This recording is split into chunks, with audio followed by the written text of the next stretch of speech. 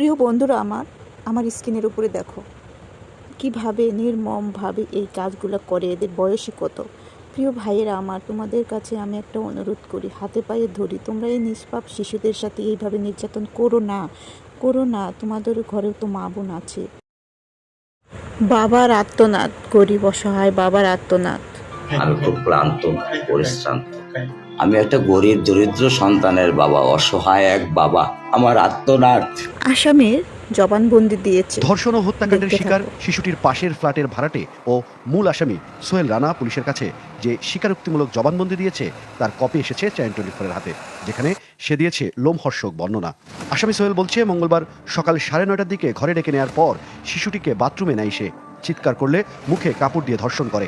অজ্ঞান হয়ে গেলে আসামি সোহেল ভাবে শিশুটি মারা গেছে, তাই লাশ গুম করতে মাথা কেটে আলাদা করে। আমাদের প্রধানমন্ত্রী দেখো কি বলতেছে, একটু মনোযোগ সহকারে দেখতে থাকো, কথাগুলো শোনো। তার বিচার আমরা আগে করতে চাই, তার বিচারের ব্যবস্থা আমরা আগে করতে চাই। ক্লাস 9 এ পড়েছিল। ওগুলা নিয়ে চিন্তা করবেন না, ওগুলা ইনশাল্লাহ ব্যবস্থা। আপনি যখন যেহেতু বলেছেন, আপনি আপনার কষ্টের কথা বলেছেন, সেই ব্যাপারে আমরা যেটা আমাদের পক্ষে সম্ভব সেটা আমরা করব। আপনি কিছু বলবেন? বল।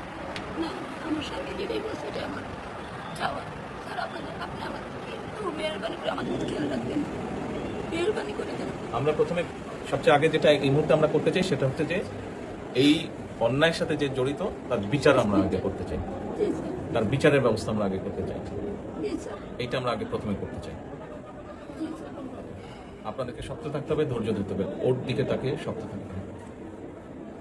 এক সন্তান আল্লাহ নিয়ে গেছে, আরেক সন্তান আপনার কাছে আছে, ওর কথা মনে করে আপনাদের শক্ত থাকতে হবে, ওর দিকে তাকে। ঠিক আছে? তোমাদের কাছে হাতে পায়ে ধরে মিনতি করি, এইরকম কাজগুলো তোমরা করো না। নিষ্পাপ শিশু মায়ের বুক থেকে কেড়ে নিও না।